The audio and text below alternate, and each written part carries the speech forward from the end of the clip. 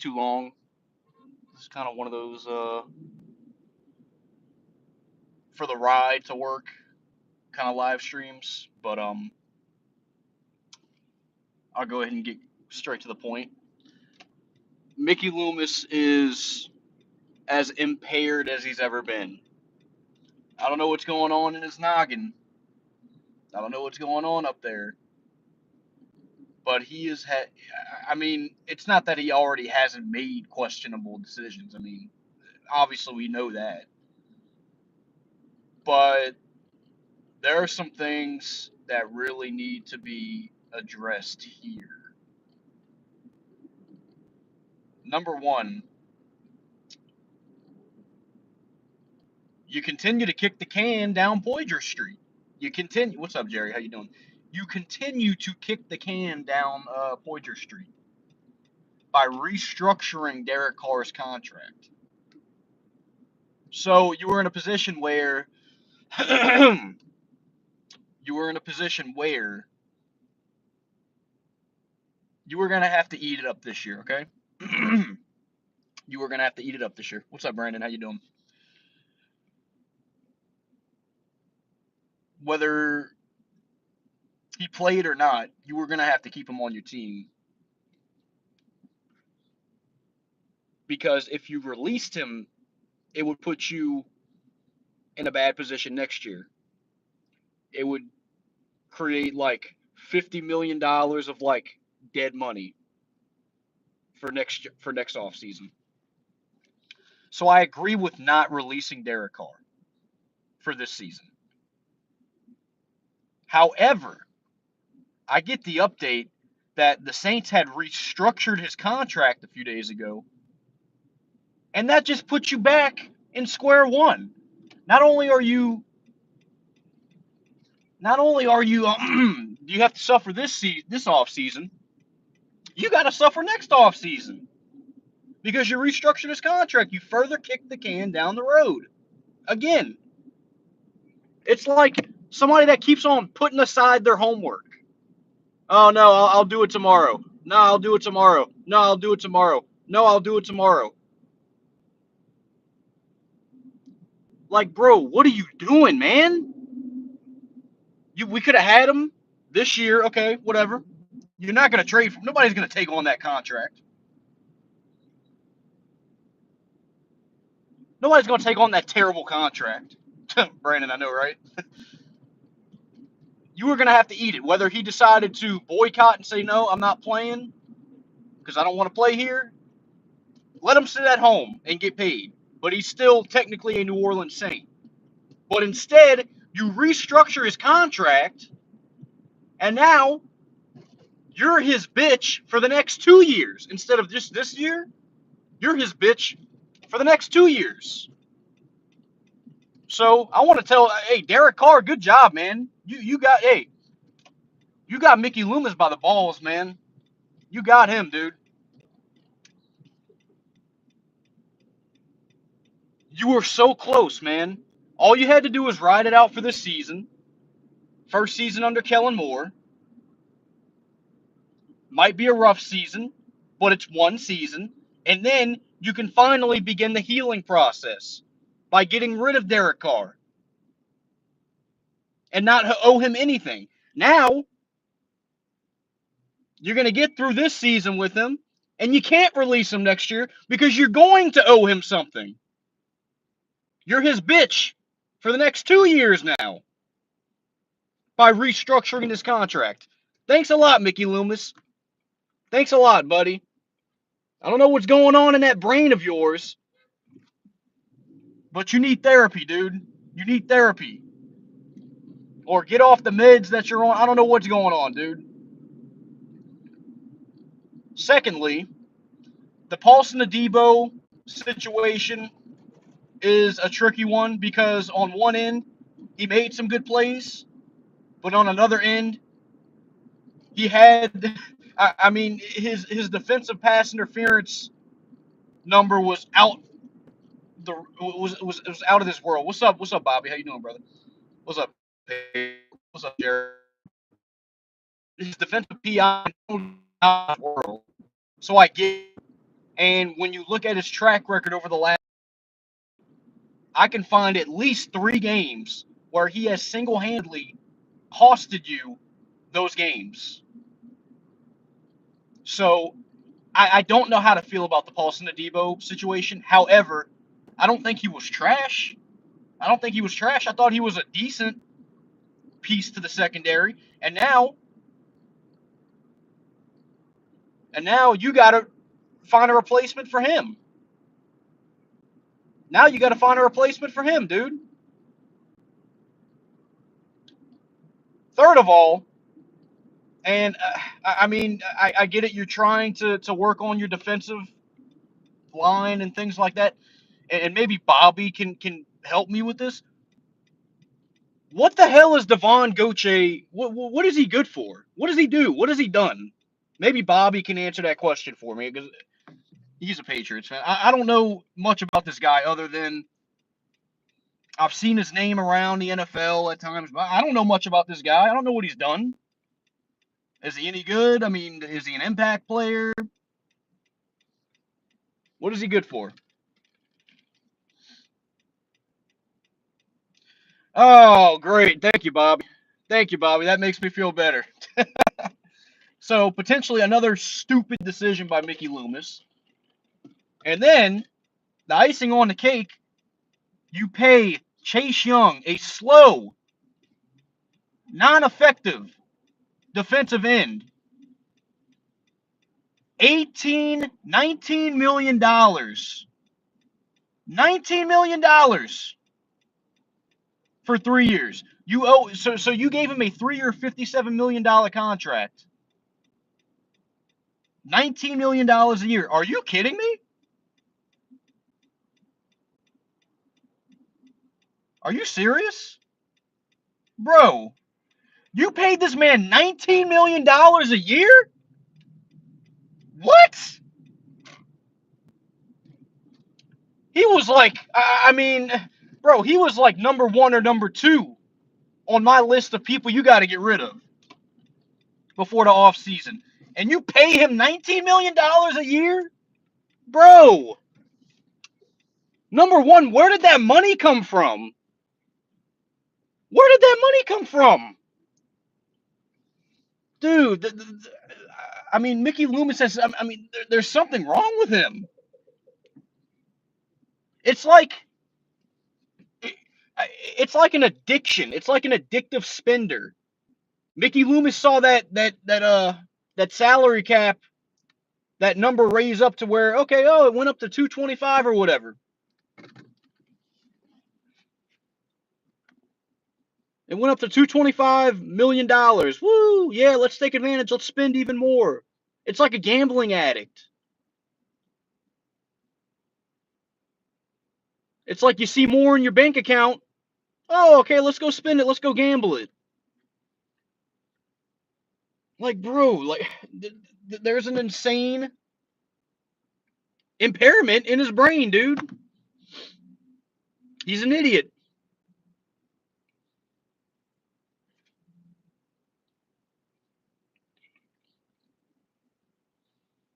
Dude, I'm serious, bro. He's like, Mickey Loomis is like the kind of guy who goes outside and looks on the ground and tries to find change.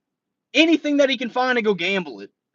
It's like as soon as that NFL salary cap raised to 225 or whatever it was, he's like, woo, woohoo, oh my goodness, that gives us an opportunity to keep doing what we've been doing. Like, bro.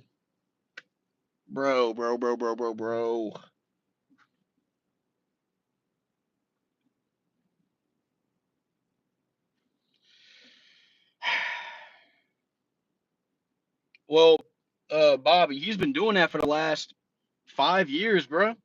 Hasn't worked. Hasn't worked. Why don't you keep on? Why don't you try doing the opposite of what you were doing? Start doing the opposite. I mean, I don't know, bro. You can't force somebody to change, bro. You can't force somebody to change. They say this in therapy all the time. You can plant the seed, but you can't, or you can Lead a horse to water. You can't make him drink it.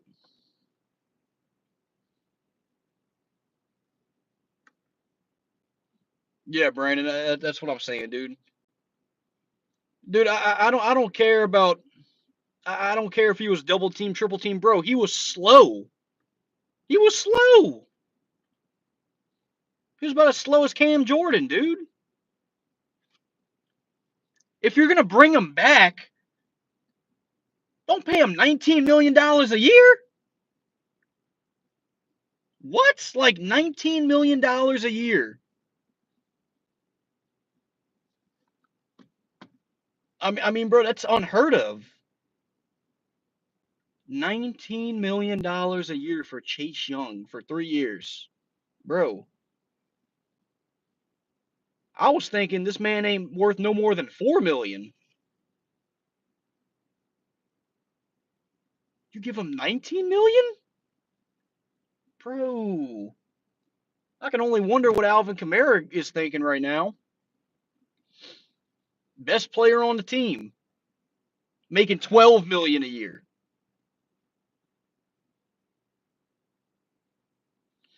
Bobby, I can answer that question because Tom Benson, the former owner, passed away in 2018.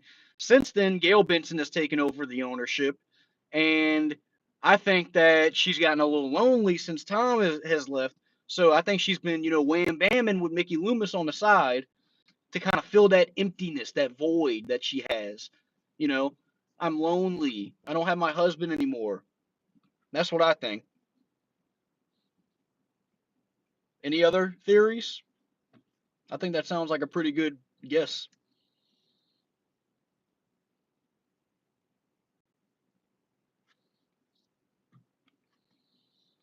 Oh, also, in addition, the Saints like to keep continuity around. They're a franchise that likes to make friends with everybody.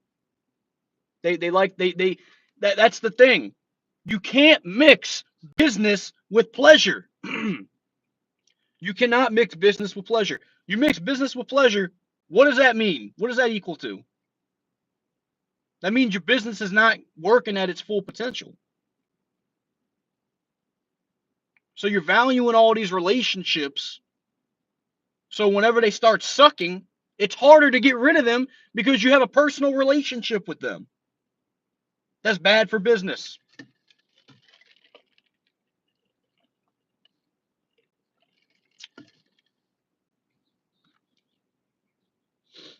Cannot mix business with pleasure. That's what the Saints do. That's why they're in the position that they're in. They mix business with pleasure. Oh, well, I go by his house every year for Thanksgiving. And oh, I was at, I'm the godmother of his granddaughter. That's the Saints. That's the Saints. I gotta spit.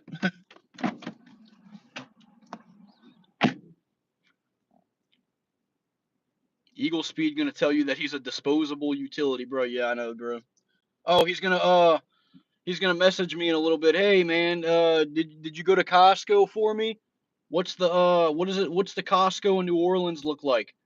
I don't freaking know, dude. I don't have a Costco card. I probably should get one. But I mean, I don't go to Costco. I've never been to Costco. I would like to, but I mean, dude, Bobby, yeah. Yeah, dude. I mean,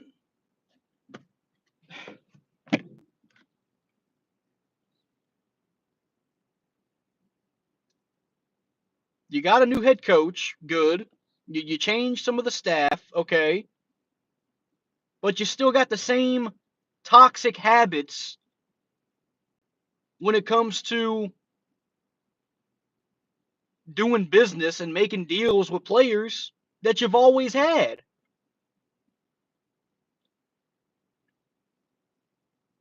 You keep kicking the can down Poydras Street. It's like this urge, it's like this addiction that just won't go away, dude.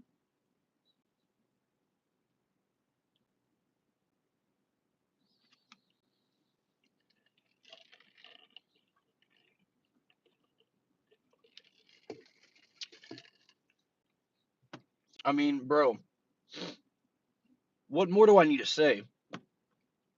We've seen head coaches over the years get fired after winning Super Bowls, multiple Super Bowls.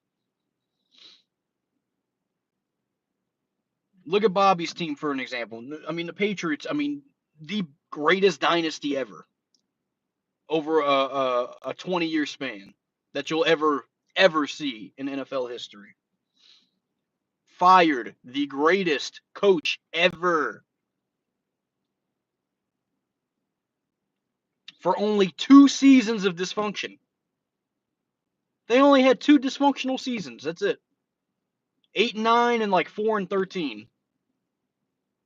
And then they fired him. They got rid of him. They knew enough was enough. It's time to, nothing personal, but it's time to go a different direction. That's business. That's good business. The New Orleans Saints don't know how to do that. Did y'all know Derek Carr was not even in town for the Super Bowl or Mardi Gras because he knows how much the city dislikes him?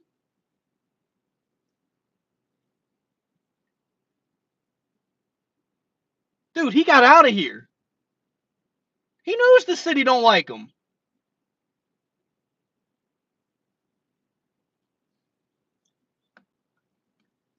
Even Derek Carr was willing to test the market, the free agency market. Even he thought his time was about to be up. Nope. Never think that with Mickey Loomis.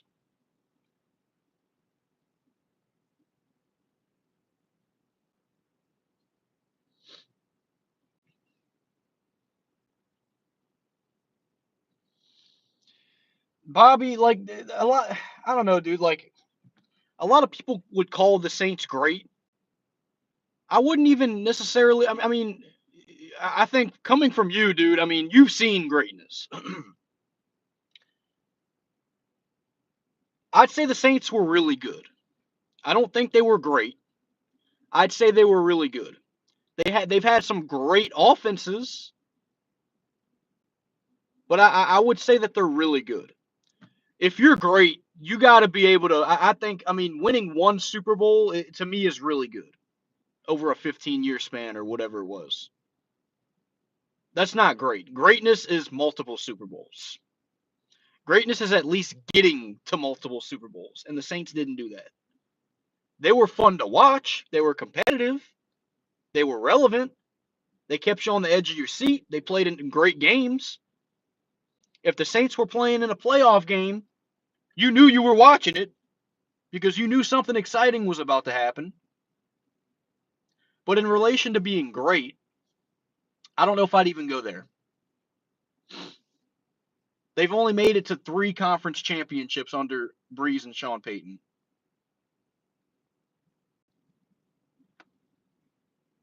3 conference championships. To me, that's not great. That's really good, but it's not great.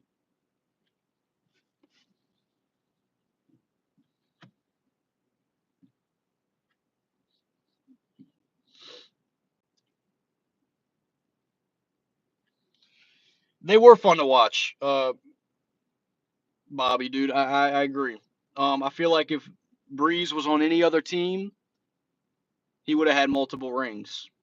I believe that.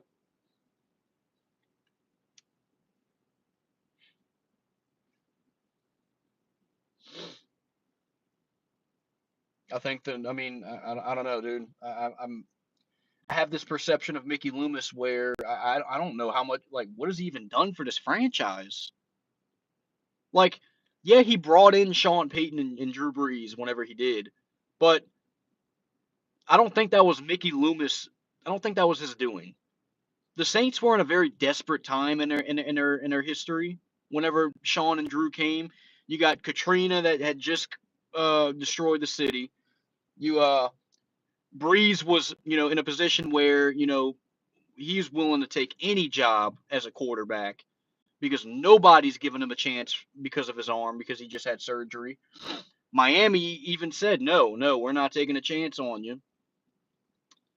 And that left him with one option here. What other choice was he going to have? That's not Mickey Loomis persuading you to join the Saints. And then Sean Payton, his first choice was coaching in Green Bay. That's what he wanted to do. Green Bay said, no, we want Mike McCarthy.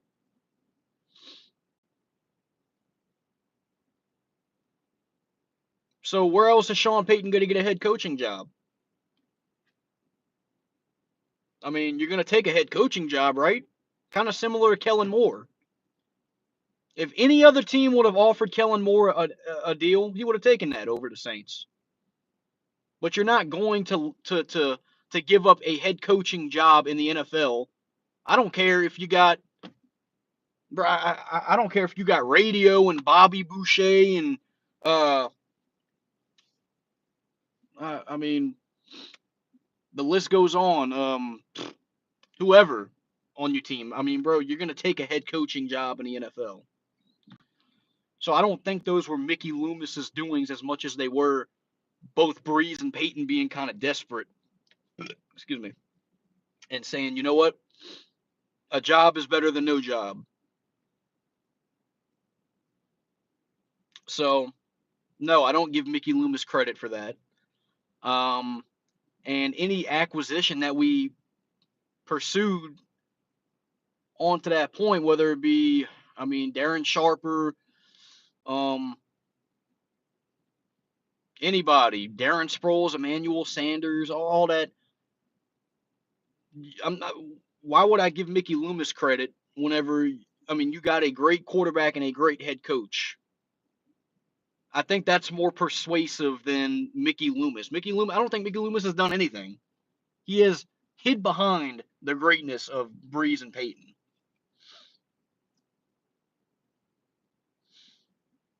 And I think Gail Benson is just, I think she's just wham bamming with him, and they doing stuff behind closed doors, and she needs that intimacy sexually and all that. And he's having his way with her. So, yeah, she's going to give him a job and all that. So that's what I think's happening. Hockey boy, that'd be appreciated, buddy. Thank you. That would be awesome, buddy.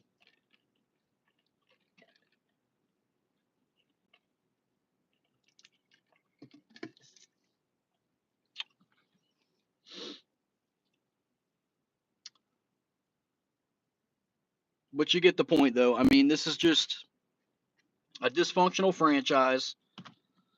Um, it's, I mean, your mom your mom or your dad that keeps on going back to that abusive partner that they had. You know, like your mom keeps on going back to her abusive boyfriend, or your dad keeps on going back to her his abusive girlfriend, and you keep telling him, what are you doing? Stop doing that. I know, I'm done doing it, and then they go back to him. Like at some point, it's like I'm gonna have to just distance myself from him. I'm gonna have to love you from afar.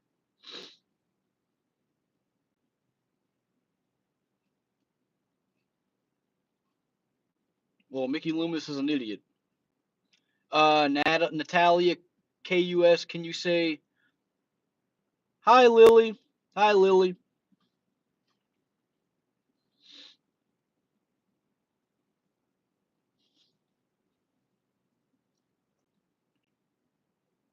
Hockey Boy 29 said he's going to donate. Oh, I don't know what that was. All right. Hockey Boy 29 said he was going to donate $25. I'm about to end soon, buddy. So if that offer's still on the table, I'll be more than happy.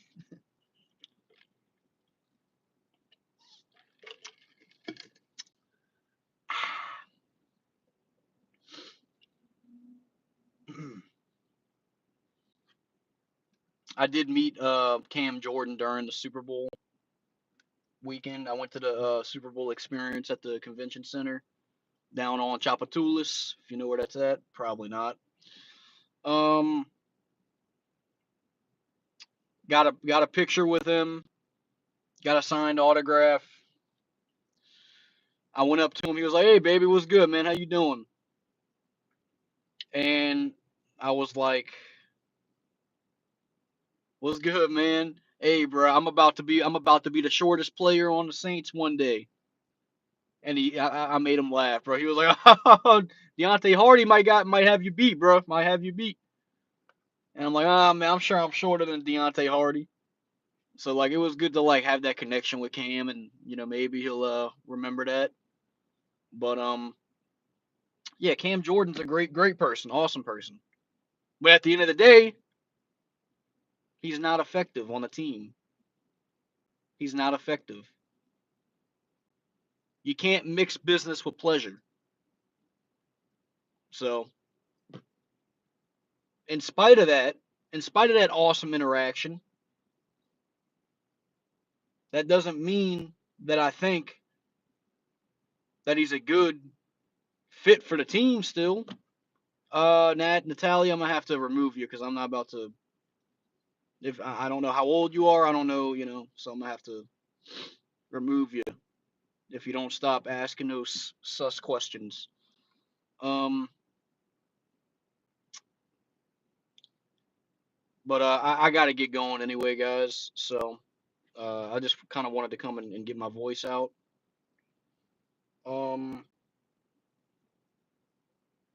but anyway, thanks for all of you for joining. Yeah, Mickey Loomis needs therapy. He's so thank you, Jerry. I appreciate that, buddy.